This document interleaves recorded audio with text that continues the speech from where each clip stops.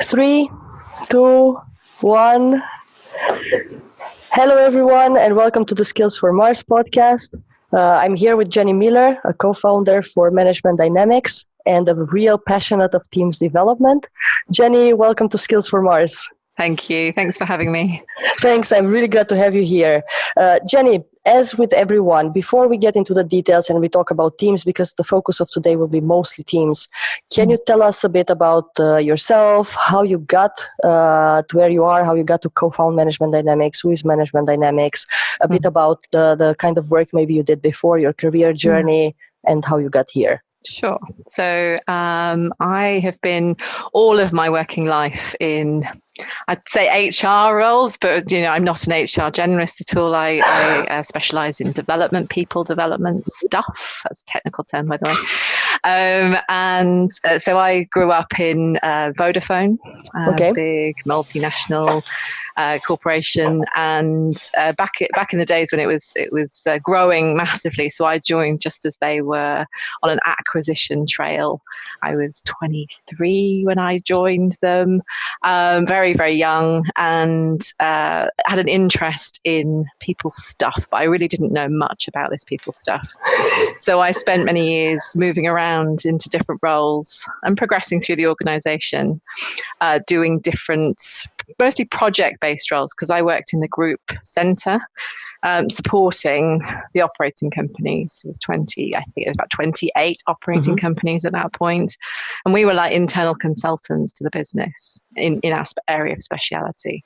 So I did roles like employee engagement, performance management, leadership development, management development, talent management. So I for a while, I managed their what they call their global leadership program, which is their talent program for people around the world. And once I'd done all of these different roles, in terms of specialism for a period of time, I felt like I needed to get out into the real world and experience life in business, in an operating company. So I moved to New Zealand for a few years with them as well. Turned into a 5-year thing for me personally, and absolutely loved my time at Vodafone there. I headed up the OD team to start with, the organisational development team, which is a combination of all those things that I'd been working on up until now, in one team, in an operational environment, really highly operational environment. And then I moved into head of learning and development role, which was, again, highly operational environment, supporting most of the sales and service functions, churning out training. It was a machine. So really learned about, making learning stick, creating behavior change in a short space of time and time again, getting the workforce to upskill themselves on the next new product, because they were constantly, churning out new products. 70 a month we had, and we had to train everybody on all of these things. Wow. So it taught me the machine, the machine that is learning, and how powerful that has to be in an organization like that. And how to keep people interested in learning, that kind of thing. So yeah, that was awesome. And 9 years in Vodafone was enough. And I'd had children, and I decided I wanted more flexibility than the corporate life at that time would give me. And so I decided to go freelance. So I've been freelance now I left in 2010, so 9 years. 9 years. Nearly coming up to 10 years, and have absolutely loved it. So I love being my own boss. I love the variety of the clients that I work with, the projects that I work on. And Alison and I, Alison's my business partner, we've known each other for 12 years. So most of my time as a freelancer, I've known her, and we've worked together in different formats. And 3 years ago... Isn't that funny? I think I know her for about the same amount of time. Really? Yes. And 3 years ago, we decided to start up Management Dynamics. So it just felt like a natural culmination, natural next step of our working relationship up until that point. And both of us at that point wanted something bigger than we had so far been able to create on our own. So we wanted to create something that was more sustainable as a business, that brought together lots of people with lots of different areas of expertise into our clients' world. The idea that we're more powerful together than we are individually. Separately. And that has been absolutely realised for us, and is growing and becoming more and more so. And that's what I love about our business, is the people that we get to work with. True, but you also, what you've done really quite amazing with both of you. Before that, since I've known Alison, she's been doing, and I think you are doing the same, pretty much already designed, so out of the box kind of trainings. Mm-hmm. But together you combined your experience and you created this 5 dynamics of 5 performing teams. Mm-hmm. And which is what we want to talk about, because it's quite new and it's a different view on teams rather than the piece by piece, area by area look into teams. This is a more holistic view. Yeah, definitely. So would you be okay to go a bit into that and describe a bit what the kind of work you're doing with the 5 dynamics? Of course. Yeah, so an overview of the 5 dynamics of high-performing teams. So we created it out of frustration, ironically. I think a lot of things are often created out of frustration, aren't they? New inventions and stuff. And this is very much in that vein. So we have worked with teams, 4 teams, to, creating stuff, developing teams for years and years and years. Of course we have.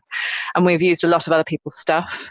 And the frustration came when we felt that the stuff that's already out there only goes so far for teams. And it's quite focused in terms of one particular aspect of teams that it tends to address. It can be quite short-term focused. It can be quite disempowering for the leader as well. So feeling like I feel it.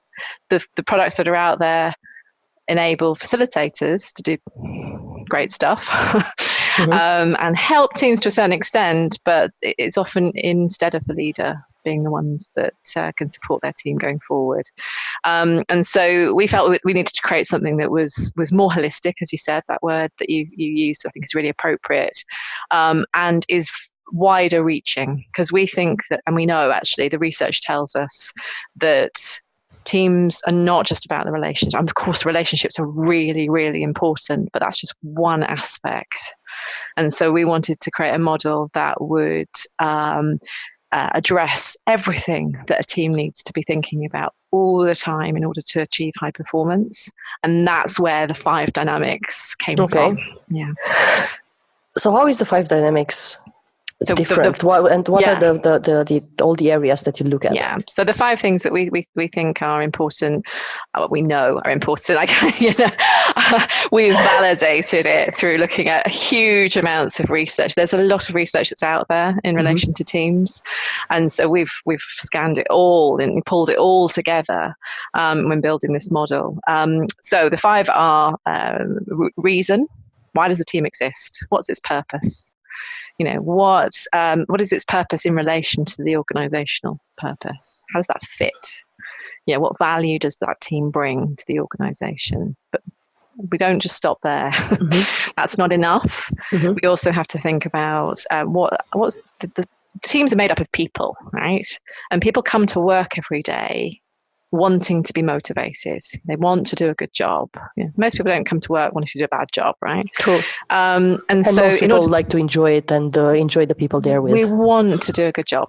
And when they don't do a good job, it's usually because they're not connected to something higher than themselves. So they're not connected to a purpose.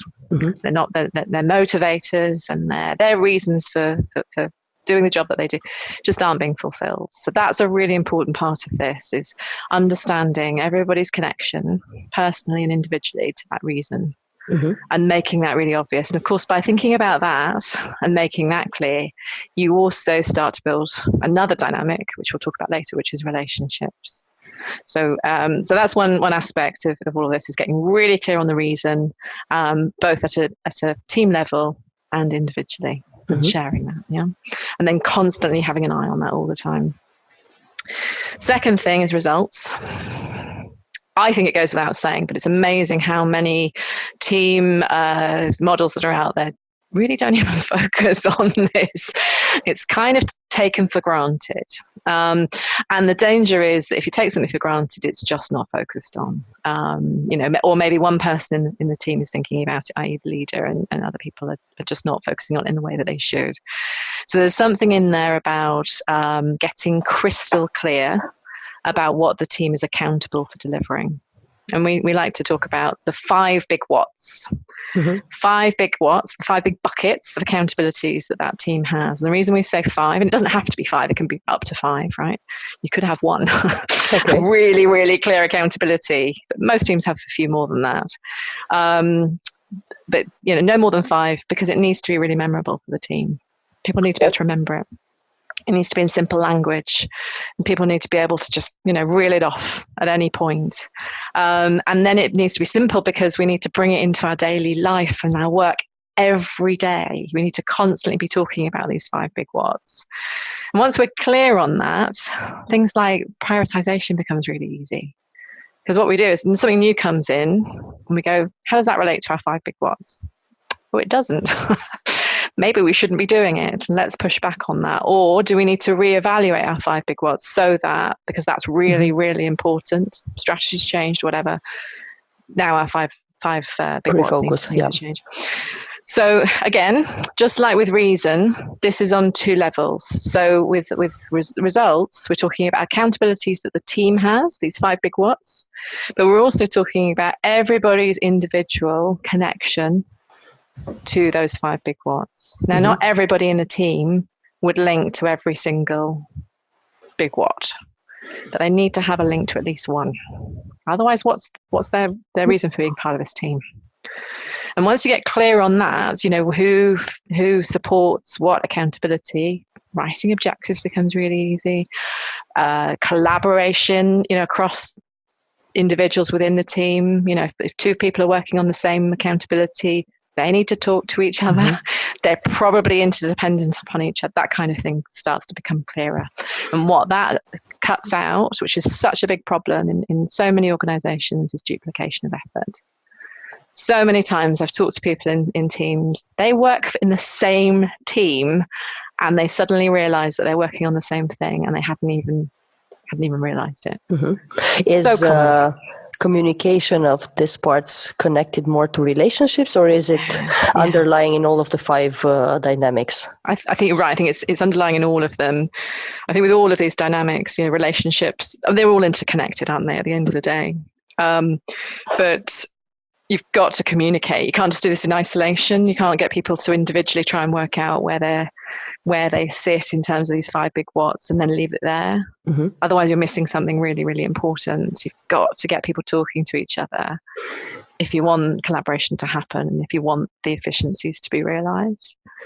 So that's really important. And then we've got 3 more dynamics. So we've got relationships, which we've mentioned a couple of times. We've got routines, so ways of working, and we've got review. And these 3 things really underpin your results and your routines. Your reason at the top. So these 3 things are like the underpinning of it all. If you get these 3 things right, the results and the reason become easy to deliver upon. Okay. Is this more to fix them, or can it be used to form teams as well? This is so if you're forming a team, you've got a brand new team coming together. Having these 5 dynamics in mind when you are creating, you can start, before you've done anything else with the team, I'd start with the reason, for example. I'd then focus on the results, and then I'd look at everything else over a period of time. So yes, it can be used for both. So forming a team and for developing a team. And then for fixing a team, for making it, putting it back again and making it work, where would you start? I'd start by assessing where the team is at against the 5 dynamics. Okay. So I'd do a diagnostic. So we've got a diagnostic tool that we use that is really lovely for just seeing where the team is at right now, doing a baseline, helping you prioritize where you put your effort. Because you might find as a result of doing the diagnostic, actually, reason and results we're really clear on. So don't put too much energy and effort into that if you're doing really well with it. Actually, maybe relationships needs the focus first, and you can ask the whole team to complete the diagnostic. Okay. So you get their perspective versus the manager's perspective. And the way that the questions are asked is that it is very much about questions about us as a team, not you, leader, creating this for us. Because it's ultimately the high performance in the team is the whole team is accountable for that. True. Yeah. True.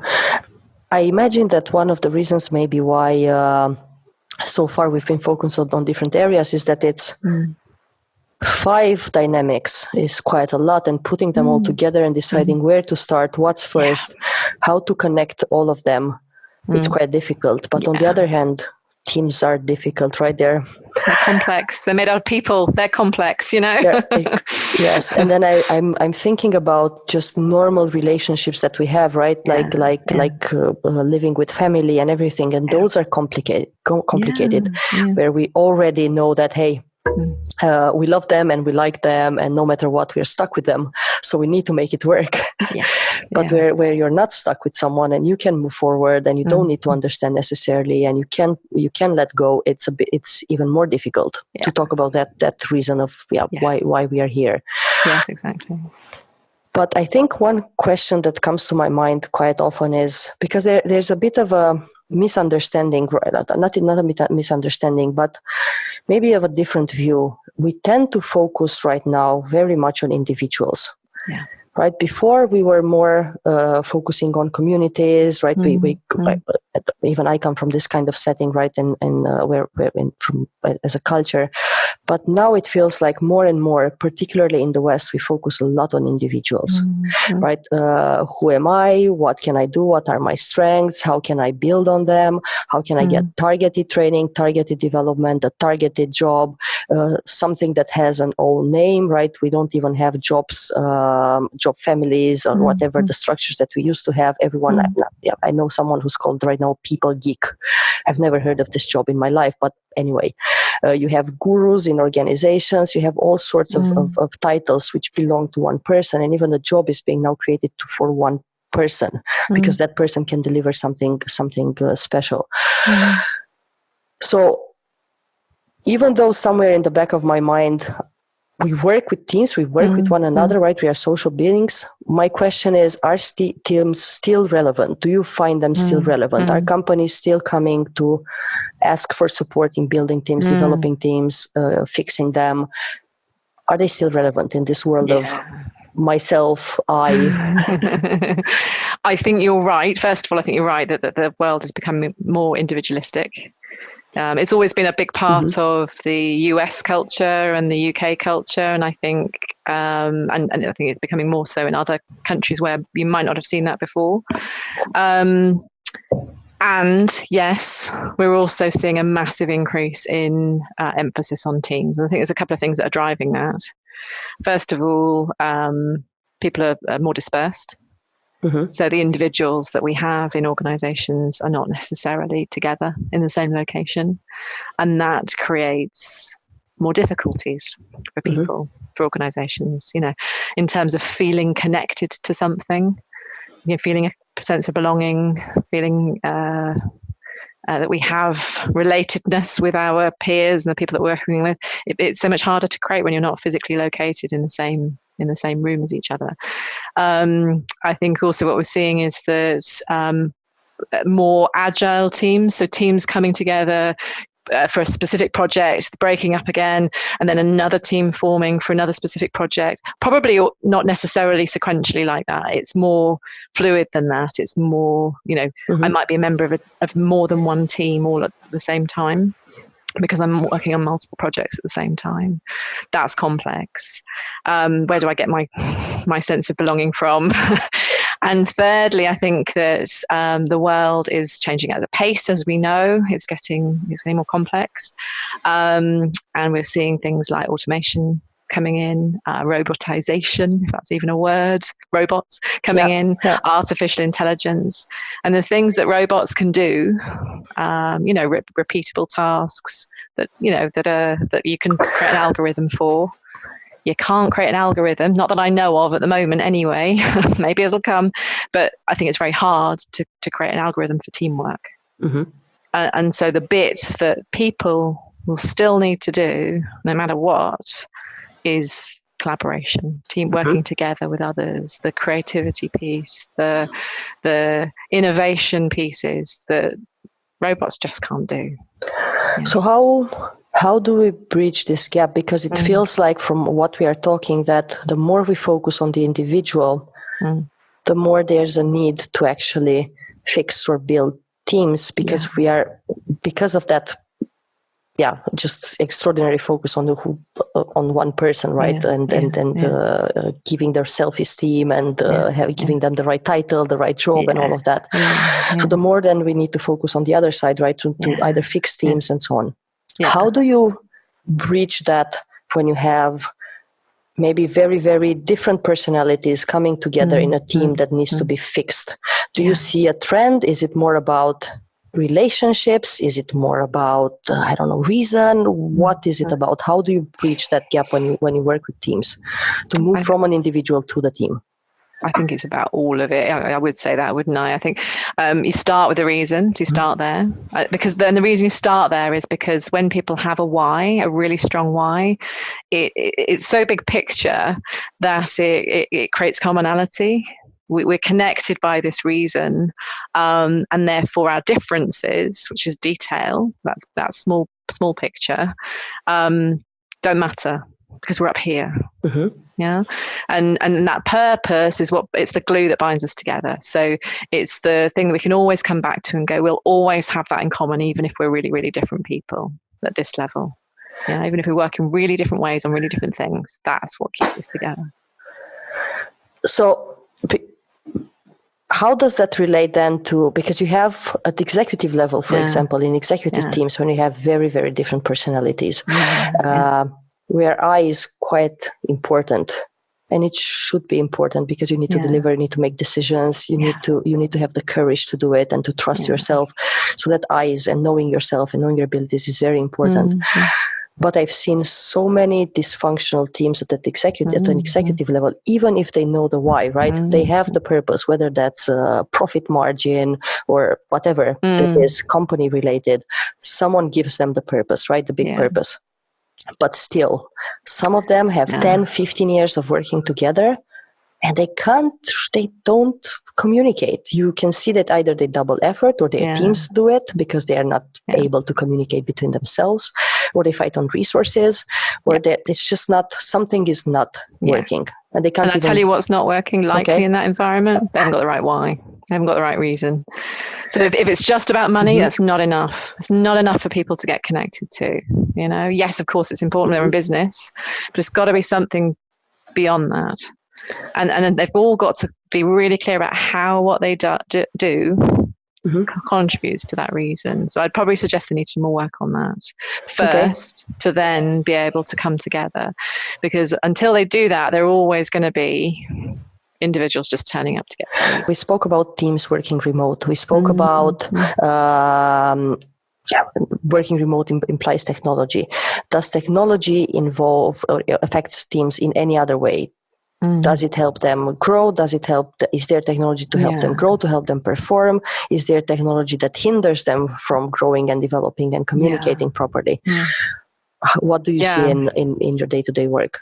I think technology, as wonderful as it is, can be a massive enabler of people. It can also be a massive hindrance, massive, what I'd call an interference, actually.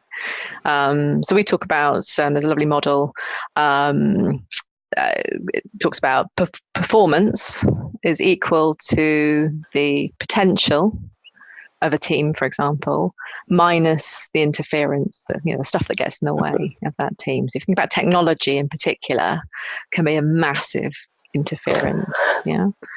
So for example, email. Okay. Right. Massive, wonderful tool when it's used well.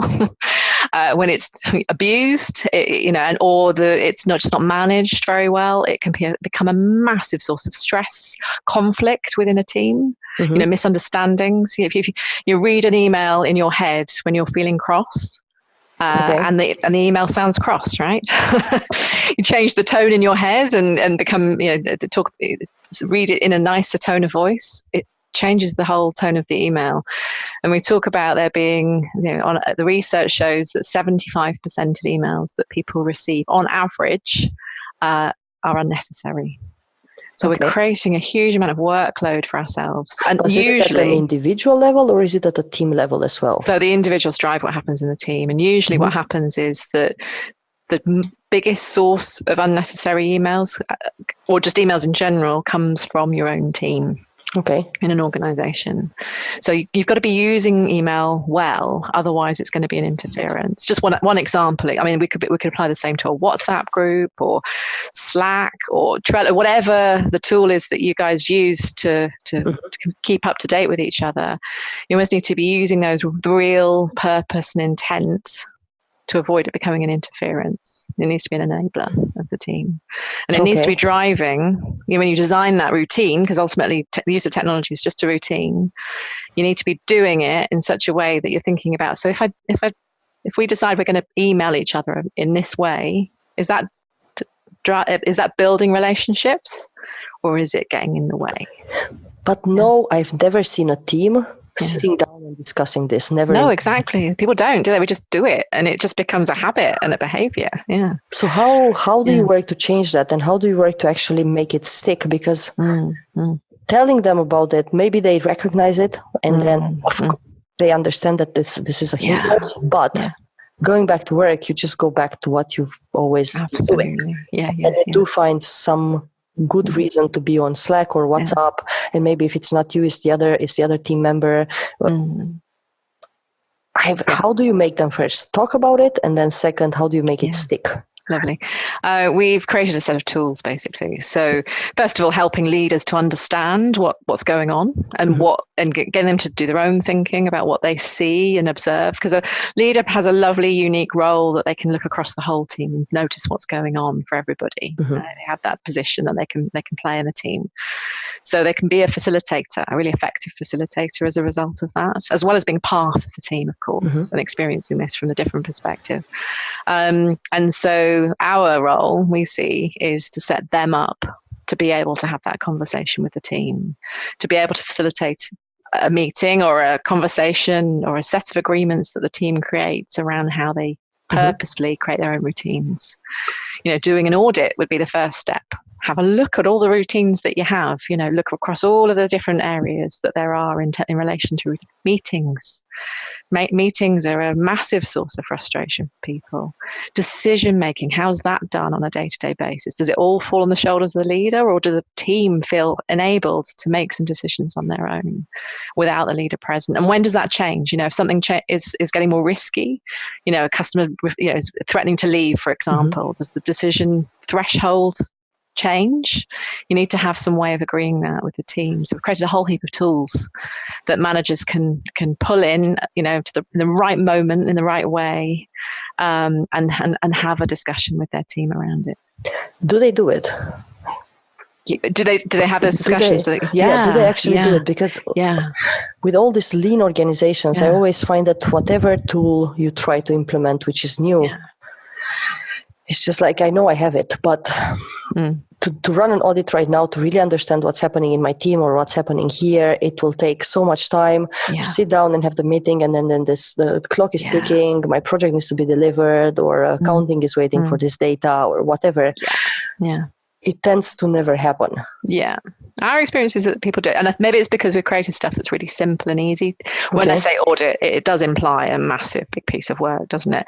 It's not actually that at all. It's just a piece of paper with some you do a little look at 9 things and assess, whether how good the team is at doing that out of 4, and you get a score at the end, and you've got an assessment of where your team's at on routines. And is it better to do that kind of audit, even if it's a mini audit, right? Very simple. Once a month, once every 3 months, because it's a moment in time thing. So it's, with these things, specifically with the routines audit, it's a starting point. So it's helping you to prioritize what of these things are we good at and what are we not so good at, and then it's a starting point for a conversation with the team. Do you agree with what I've said here? What is your experience of how we use email or have meetings or make decisions? What should we do about how important is it that we change something here? So if the team are saying that everything's fine, don't change anything. Why fix something if it ain't broke? But if they are saying that there's issues with routines, and our experience is that a lot of teams have a lot of issues with routines, you need to focus on it, because that's a massive piece that drives the relationships in the team, can be a massive source of conflict, can affect your results, because you're focusing on, people are getting so overwhelmed with, all these emails coming through, or all these different ways that we communicate with each other. They're just not focusing on the right stuff. So it's things like that really impact the performance of team. And do you find that managers are proactive in this, or are more intervening when they feel that something is not working? With any of the 5 dynamics, or any of the areas? It does depend on the leader. It probably comes down to personal preference in terms of whether they are the kinds of person who wants to. I think often leaders feel like they just don't know where to start with this stuff. They're just doing what's always been done to them. They're just repeating the same behaviours that their role models have done to them. So they've often never even thought about there being another way. And so what we're doing is just helping them to understand that, everything that you create in a team, if you do it with purpose, around these 5 dynamics, you're going to have better success. And once they understand that, they go, okay, I kind of knew that email was an issue for us, but I didn't connect it to interference in the team, and it's stopping them from getting to high performance. I really want high performance, so I want to do something about it. And if it's just as simple as changing how we use email, then I'm going to do it. So it comes down to motivation at the end of the day, doesn't it? Okay. We've been talking about these high performing teams. What's the ideal team, the ideal high performing team? How would it look like? In terms of if someone would need to have a benchmark, right, and say, that's a high performing team, or that's how it should look like. How would you define it? I think that the composition of that team, I'm not going to, I wouldn't necessarily make any judgments about that. Who should be part of it? That's probably not what's important. Ultimately, let's judge the team's high performance on their output. So do they consistently, over a period of time, deliver awesome results? And we're not just talking about mediocrity, because a lot of people are quite happy with mediocrity, and people will tolerate mediocrity in teams. It's weird. So they'll actually tolerate failure, interestingly, in teams much more than they'll tolerate failure in individuals. So usually when a team fails, an individual in the team gets blamed for it, which is interesting, right? So, actually let's change that paradigm and go, we're all accountable for the performance of the team. If something goes wrong, that's on all of our shoulders, not just on one person's. So therefore, high performance, it's all about output together. Yeah. Yes, but how? Because still, when someone makes a mistake, usually the others just, you have to recognize who made the mistake. Yes, of course, it's on the team, right? And it's mostly the leader has to face that. And if there are consequences of the team, then yes, they face it together. But there's always someone who has done something who has made the mistake, right? It cannot necessarily be the team. So how? Because the rest of the teams the rest of team members can get frustrated because they get the punishment, right, for the behavior of one or for the mistake of one. Doesn't that create frustrations, and doesn't that break the team apart rather than build it? And is there a point in which it starts to build? Okay, so I think when a team is really, really effective, they don't see themselves as a set of individuals. They've got that common purpose. They've got the really clear on the results they're accountable for delivering. They see how all their different roles contribute to that, those accountabilities. And then if we take the word accountability and take it to the next level, what does real accountability look like in a team? We are, if we're accountable, really accountable, we are able to have conflict with each other. We're able to, in a really, really healthy way. So we can disagree with each other, almost to the point of it getting a little bit nasty. But actually, when we get to that point, we know to pull ourselves back again. And we're doing that because we know that if we challenge each other, we get a better outcome. And then at that point, we can go, okay, so Julia, we were working on a project together. You haven't delivered what you said you were going to deliver. That's not okay. We can hold each other accountable for failures, and that's all right. It doesn't cause a massive rift in the team. It's just the way that we operate on a day-to-day basis. That is true accountability, and that's what I see in really truly high-performing teams. It's not just surface level stuff. It goes deeper than that. Is it a matter of communicating with one another and understanding that, hey, I will have these conversations, or is it more a matter of how long the team has been working together and getting used to this kind of? Yeah, I think it's probably both, to be honest with you. I think you can get to that stage really, really quickly if you do all the right things. And you have to continuously reinforce the right behaviors and reinforce not accepting the wrong behaviors, if you like. So this is where the role of the leader can be really powerful, but it can't just be them that's doing it. It's got to be the team members themselves having those conversations and pointing out stuff that's not right. It's also about them agreeing up front what is okay and what's not, and agreeing that that's how we're going to work. So we want to challenge each other on things. We want to be able to fight well with each other, to have that conflict without it turning into all-out war.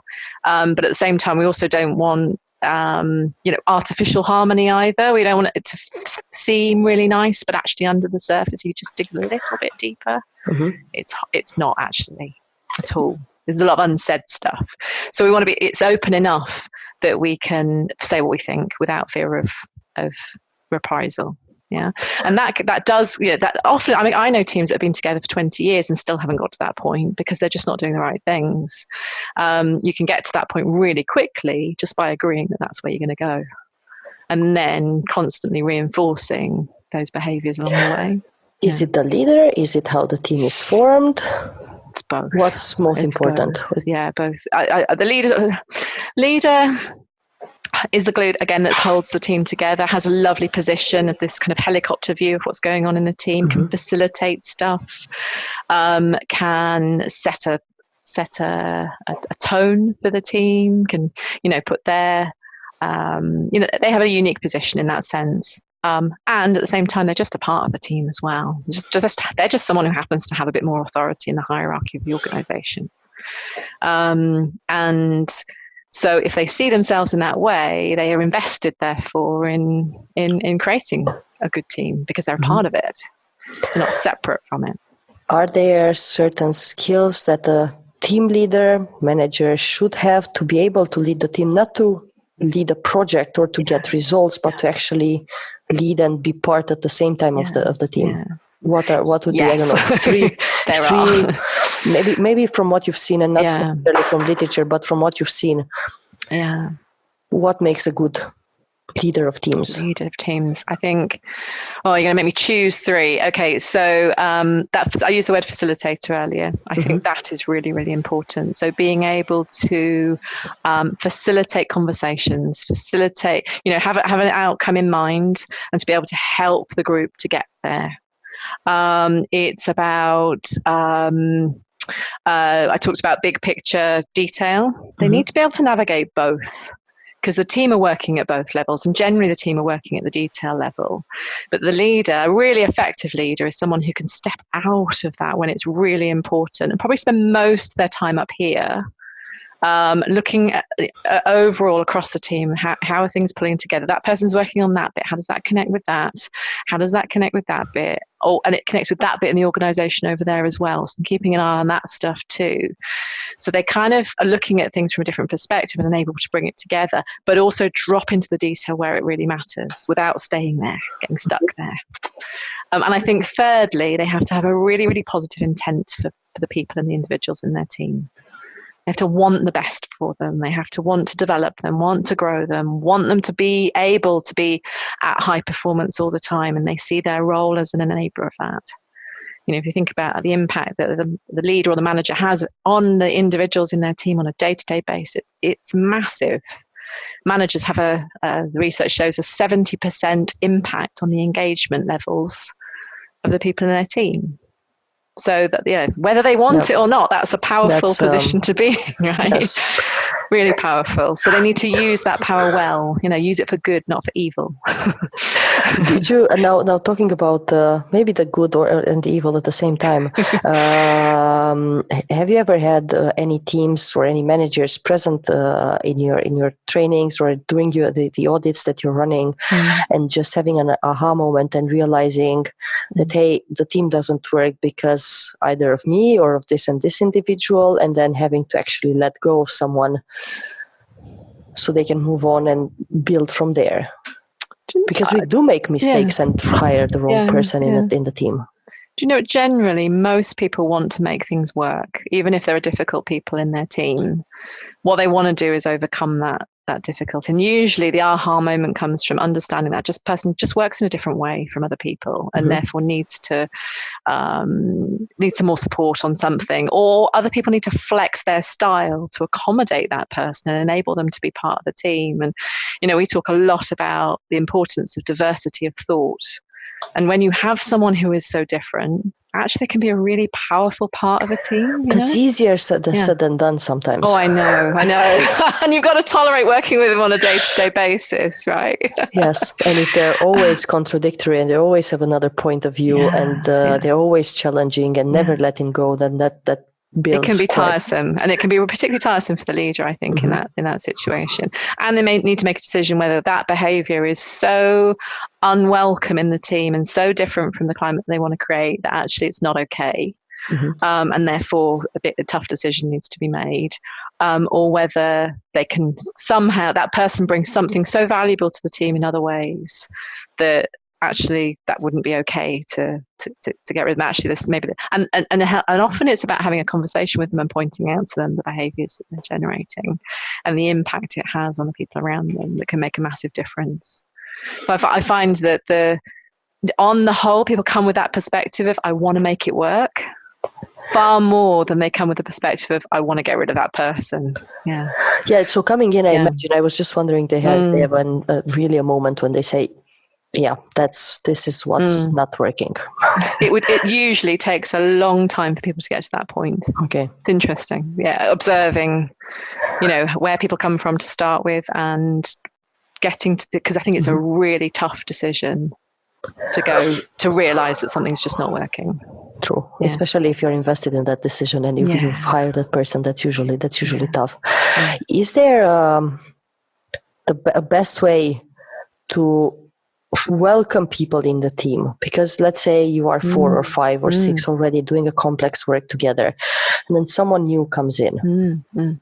Is there a better way to build that, I don't know, first engagement, telling them what's happening, how things are? If you any think about advice? A new person coming into a team, a team that might be quite close knit and well formed, and they might be high performing for a start. So, and that person comes in, the dynamic of that team is going to change just by the fact that you've got a new person in the team. And what it does is it kind of knocks the team off its axis for a moment, and if you're not careful, it'll stay off its axis, and that will affect performance. So you need to kind of make sure that it gets back on track as quickly as possible, and as much for the team as it is about for the individual that's coming into the team feeling welcome, connected, all the good things that we know are really important for engagement. So there's something about how you induct a person, not just on the task, not just on the organization, and all the good stuff that if we're doing it well, we know that we should induct people in. We need to induct them into the way that the team works too. The reason. So suddenly a new person comes into the team, they might have a different perspective on that reason. So you need to review it. We also need to understand their individual connection to that reason, and they need to understand how that compares to the rest of the team. They need to understand the 5 big whats and their accountability, the minute you have clarity, they're going to feel so much more grounded in that team, because they have a purpose and they have accountabilities, that they have a value to the organization and to the team, and they can see who they need to get to know really quickly, because they're going to be working with them on that particular accountability. The relationship's really, really critical. They need to feel psychologically safe as quickly as possible. We know that's massively important in teams. So how do they build trust with the rest of the team really quickly? It's about getting to know them as a person. It's about understanding more about each other beyond just the working relationship that we have with each other. It's a deeper thing. So there's stuff that you can do with the team. So would you need team building at that point, or would you need just a team getting out, talking about themselves? What would you recommend? I think, just to make the induction quicker and anything that goes deeper than just the surface level stuff. So a team building day can be really expensive, but it can be really useful as long as you debrief it well. So as long as it has a purpose and it's not just, doing it for the sake of doing it. Do they work? Again, as long as they're done with a purpose. I mean, I've seen them not work at all and be absolutely terrible and actually create more problems than they solve. I've seen them be a nice, fun day out for everybody, but a complete waste of time and effort. And I've seen them work really, really well, but they have to be done with really real care and focus. And I don't think you need to go and do all of that, expensive stuff to create the outcome that you want. I think that you can create that outcome together. You can do it at the pub, actually. You don't actually, teams will often build relationships better at the pub on their own without any, formal any supervision and any formal intervention. Because they want that connection. And, there's something about, how we interact when we're in that environment that builds relationship. Because we talk to each other at a deeper level. But you can facilitate it separately in a session just by, doing, again, we've got tools for this that help people build relationship by getting to know each other at another level.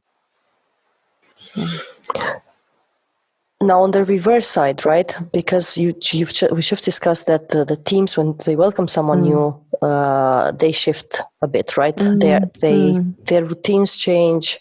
Maybe the results and the reason they don't change, but for sure relationships, routines, and all of some of the others would change as well. Definitely.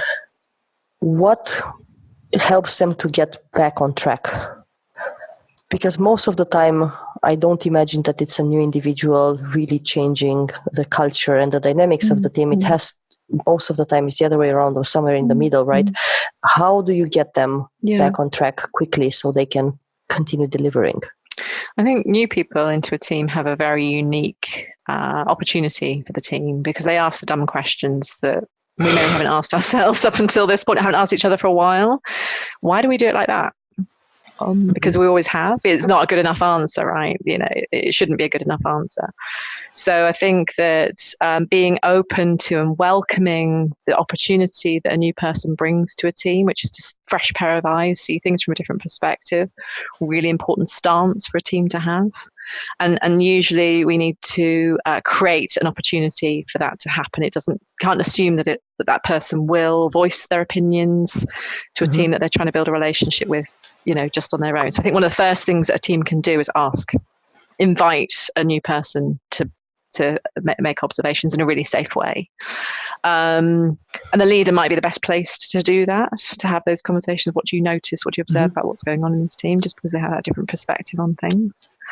I think what's important whenever somebody new joins the team is to review everything.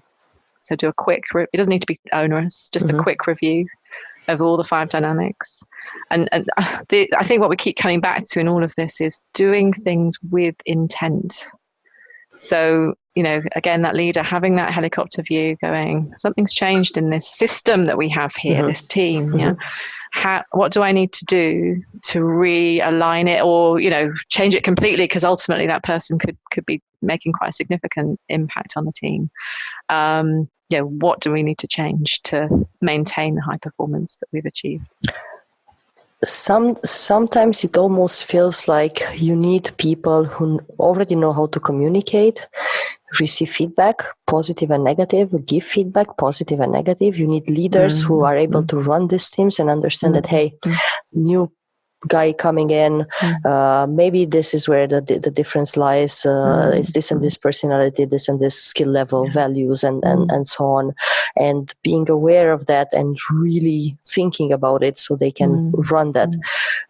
Someone aware enough that they need to build all of these routines and reasons and communicate to the extreme to make everyone feel welcome, connect to the same goal and everything. But it's rarely the case. To have all of those elements coming together in a team, it's rarely the case. I mean, only looking at recruitment, right? Even if you have the best tools in place, and we are talking about recruiting for the job, not recruiting for the team, right? That's at some point even too complex to comprehend for some. But putting the job and the team and the organization together and everything, and they would never hire someone. That decision would never be made because the risk is too high, right? I mean, if we have the best tools, we use them in the best way possible, we can get to, I think it's 0.78, right? In really predicting performance on the job, right? And that there we have tools and we have research. But again, if we put all of the others together, it's very, very hard. So the risk of hiring the wrong person for the team is really high. And then the leaders are not always where they should be, right? We promote people from being really, really good in what they do, having a depth of knowledge rather than having the breadth or the leadership skills, and we're trying to develop them. So they are not where they should be. The team is not where they should be. How do we get them into that flow so that it feels like they are dancing ballet on a 1 hour ballet, and everyone knows what everyone else is doing, and it's like an orchestra that understands everything. I think that might be a nirvana that is unattainable. And the reason I say that is because even once you get perfection, something will change. That's the nature of organizations, the nature of the world, the complexity of the world that we live in, is things are changing all the time. And so it's getting 80% right, I think, rather than aiming for perfection and 100% right all the time. And being able to be nimble enough to know that we just need to change all the time to keep up with what's going on, and that's okay. That it's okay not to be perfect, for it not to be a ballet. Actually, what we're looking for is good enough. To make it work. Okay. Do you think they would need support, like I'm thinking coaching or something like that every now and again, so they understand where they are? Yes, I think, you talked earlier about the capability of leaders, and we see a massive gap in leaders' capability. We also see a massive gap in leaders' expectations of their role. So I think a lot of leaders see themselves as being a super subject matter expert. So being better, needing to be better at everything that a team does, all the time, and that sets a really high bar, and it's virtually impossible, right? Actually, if they reset their expectations to being that facilitator role that we talked about earlier as well, to them being the person who shapes the team, sets the direction, make sure that the resources are in place, that things are moving in the right direction, and is a part of a team in terms of the relationships, and that's a different perspective. It's a different role. Things. It's almost the difference between the hero leader, the hero manager, and somebody who is a part of the team and is just playing the role of facilitating where that team goes. It's quite different, and it requires them letting go of a big part of their ego, to be honest with you, because the hero leader is a very sexy place to be. It's quite it's got a lot of really positive, powerful imagery around it, whereas just being a facilitator and leading a team in a much more quiet way, at first glance doesn't seem quite so exciting, does it? But actually, I think if you think about the power of that, If we talk about, vulnerable leadership, and that's really where that takes you, doesn't it? You're and how much more buy-in you have from your team when you are just facilitating a process for them. Like, how much more powerful could that be? So I think there needs to be, first of all, before any of that other skills stuff comes, a shift in mindset for managers, and then equipping them with the skills to constantly be talking about giving each other feedback. It's not just me, manager, giving you my direct report feedback, because that's not enough. I need to be asking for feedback too, because ultimately I'm here to serve the team. And if I'm not asking for feedback all the time, how do I know whether I'm doing a good job or not? It's about me coaching the team constantly, and that's that facilitator role again. If you think about what a coach does, they just facilitate a process. That's what the manager needs to be doing. So in all of this, we need to be equipping managers with the capability to have those types of conversations, and that's a big part of what the 5 Dynamics for High Performing Teams is all about. It's about giving managers that skill set and the tools to then go and do something with it. And is it the same for agile teams, or is it different? Because those teams change constantly, right? Today they might have 5 members. Tomorrow they might retain 3 of them and add 3 more. They might even change leadership, move on to a different project, different reason, different everything, right? Yeah, I think it becomes the same principles apply. Okay. So you'd still have, however long that team's going to be together for, the 5 dynamics are still really, really relevant. And the agile methodology just slots in beautifully within all of that. But how should an organization think about forming those teams and training them up front? Because I'm thinking maybe some projects are a week long. And they don't have the time. No one will sit around and do an audit on the 5 dynamics. They might not, but they would be thinking about. So they should still be thinking about what's our purpose, because ultimately that's our outcome, right? They should still be thinking about what are we accountable for delivering. So still be asking themselves those questions. They should still trust each other enough, have enough psychological safety with each other to enable the interdependence that these agile teams are built upon to work. So they need to know how to build relationship really quickly with people to a sufficient level. We're not talking about deep levels here. We're talking about enough that you and I can work together and be okay for that amount of time. For that amount of time, exactly. They need to have, and what agile brings is the routines. So the routines are almost always taken care of by agile. With the ways of working is decided, because that's what the methodology is all about. So you don't need to worry too much about that if you're trained in agile, because the routines work, right? They work beautifully. It's the other 4 dynamics that you need to really be focusing on, as well as the agile methodology, to make it really, really work in that short space of time. But you're doing it light touch. So you're not you're absolutely right. You wouldn't do a massive diagnostic and audit of the 5 dynamics, because your baseline, you're at 0 for everything. Sometimes it feels like this way of building teams, the agile way, seems to be working better than a normal team. Do you have the same feeling, or is it more? I think the bit that people miss, when I talk to people who are in agile ways of working, or agile, organizations that have adopted the agile methodology, is that they can feel the routines work really well. That they are so slick, and people love that. They love that works so well. Sometimes what people are missing is longevity, because they can be quite short. Just the very nature, is about doing things quickly, and they kind of feel sad when that thing that was working so well, these people that I, the adrenaline that I get from working with these people, it comes to an end, and then we create something else. And so they miss the sense of belonging, the relatedness that they have with the people that they've worked with. So that can be a bit that gets lost in the agile methodology, I think. That it's important to get from somewhere else, I suppose, if you need to kind of compensate for that somehow.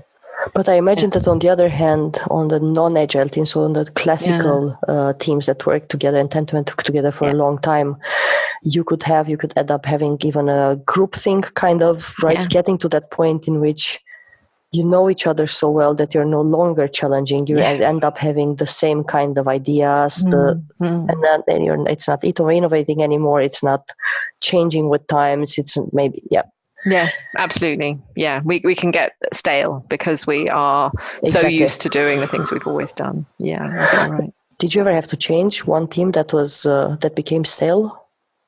Oh gosh, a lot of the teams that we work with have got to that point, have not worked together for years and years and years. Mm-hmm. Yeah, as you say, know each other really well, but maybe not in the right ways. They know how each other works, but actually, do they really truly know each other? Do they really truly have trust? So a lovely part of the work that we have been able to do with teams is a reinvigoration, a reconnectedness with each other, with the purpose of the team, a reinvigoration of what we actually do, on a day-to-day basis, a reinvigoration of our relationships with each other we can take to the next level. And they really appreciate that. People love knowing each other at a deeper level. It really sparks something. Isn't that amazing? You work together for 10, 15 years. You end up in a classroom and you realize, hey, actually, I still needed to know something new about you. Yeah, I was on a workshop this morning, on a virtual workshop, and they were talking about 5 dynamics. We taught them in the workshop a few weeks ago, and the question they were asked was, "What have you done that's different?" And a guy came on and he said, "I got my team, who worked together for years, team meeting, and I told them they needed to ask each other about their weekends." No, he said they were shocked. They didn't know what to do. And he said, and I left the room. And I came back 10 minutes later and the energy was completely different in the room. They'd never even thought about that conversation. So, and that's not even going to the next level, is it? That's just a different type of conversation than they'd always had, because he's starting to think about building relationships. So, he said that already has made a massive impact. He said that they have started to question. There used to be a very hide behind the email culture, and he said as a result of just doing that little exercise, he said some of them have been coming up to him and saying, "I don't think I should be emailing this person. I should be calling them. What do you think?" He's like, "Yes, do it." So I think that's really powerful. Yeah. That's fascinating when some just don't realize that they can do. Just pick up the phone and call their colleague. Exactly. I lived in an organization where this happened. It was a global organization. I was working in Europe, but I had colleagues in the US and in Asia Pacific as well. So whenever someone in Asia wanted to call someone from the Western part of the world, they would call me, tell me what was in their mind, and then I had to send that message over. I wasn't managing them, right? They were just peers, but it was just fascinating. Like, it's the same phone call, the same thing that you told me, you could tell this person. You've met in meetings, in common meetings, you know their faces, you know how they look like, and still you're not picking up the phone. Yes. Yeah, we hide behind email, and that can be a massive blocker in terms of building relationships. How often have I seen teams working in the same office and people are sitting next to each other and email each other about stuff? Why don't they just talk to each other? Why is it different in communities, right? Where is it the difference in purpose, of the level of the purpose? Why is it different in communities? Because those people can get together weekend by weekend or evening by evening to, I don't know, read a book, discuss certain subjects, build a park. And they do it without having necessarily a leader, an organization, getting money out of it. Why is it different in communities versus normal teams in organizations? I don't know. Maybe it's more powerful purpose. So, wanting, the purpose being relationships and wanting connectedness and wanting to do something together with other people. I'm part of a choir. Why do I go to that choir? Because I want to feel connected to other people who like this, doing the same thing that I do. That's a strong enough motivator to make me go every week. And I could sing on my own. Doesn't have the same impact, does it? No, first because no one hears me, right? There is that. And then definitely I'm singing together with others, so maybe my voice sounds better when with the other people around me. Yeah. Because sometimes is it so much about motivation and purpose, and do we make so many big mistakes when we are hiring people in terms of motivation and why they want to be there, and having that higher purpose, that at some point we end up hurting how they work together? Yeah, I think it's I get very sad when I see how institutionalized people get very quickly in organizations that often have a really strong purpose, like the organization does, and how quickly people forget what that purpose is because of what's going on around them, and they get disconnected from it really, really easily. So one of our clients, for example, who I will not name to protect the innocent, has a really public sector, very, very strong, obvious to me looking in what their purpose is. It's really, really clear. They're set up for one purpose and one purpose only, and that's it. And I guarantee you that when people decided they wanted to work for that organization, they did it because of that purpose. Not because of other factors might have played a part in it, but most people that I talk to can remember why they joined the organization in the first place. They very quickly forget it. So when I ask them now, what's the purpose of the organization, they can't articulate it to me. So what makes them forget? What at some point switches them from really remembering why they're there? I think stuff, again, that technical term, stuff gets in the way. The day-to-day stuff, the bureaucracy, the stuff that really doesn't seem on the surface of it to have anything to do with that purpose, just kind of builds a wall that stops you from seeing what that purpose is anymore. It's sad. It's really, really sad, because I know that people are so much more motivated when they know what that purpose is and they have that in their heads every day. Yeah. It almost feels like maybe there's another intervention that we need to make, not at team level, but as organizations, so we understand how we can put a block between people who come in engaged, who come in with a purpose, and share the same purpose as the whole organization. And just because they are part of the organization, they forget about it and they get upset and sad. And they don't want to work together anymore, and they don't know each other anymore, even though they've lived together even more than they live with their spouses at home sometimes.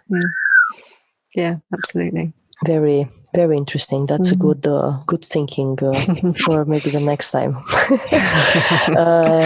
Jenni, how can team individuals or even team leaders or HR find you, so they can start this discussion about teams and understand how they can look into teams, how they can understand how their teams work? Is it good or bad? Maybe.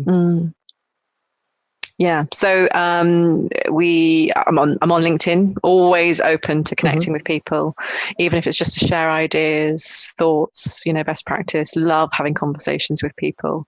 So do connect with me on LinkedIn. Have a look at our website. We've just put a white paper about the 5 dynamics of high performing teams on there, so people can download it from the website. I know you've read it yourself, so you can tell me whether it's any good or not. Or maybe people could just judge for themselves when they've downloaded it. So start a conversation with us about this.